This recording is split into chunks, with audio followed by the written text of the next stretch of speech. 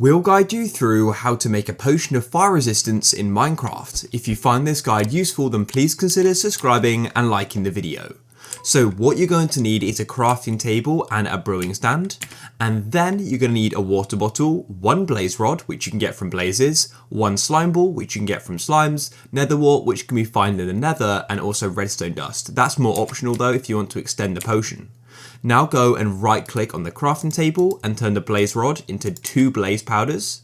And then what you need to do is go and place 1 blaze powder into the brewing stand with the water bottle and a nether wart.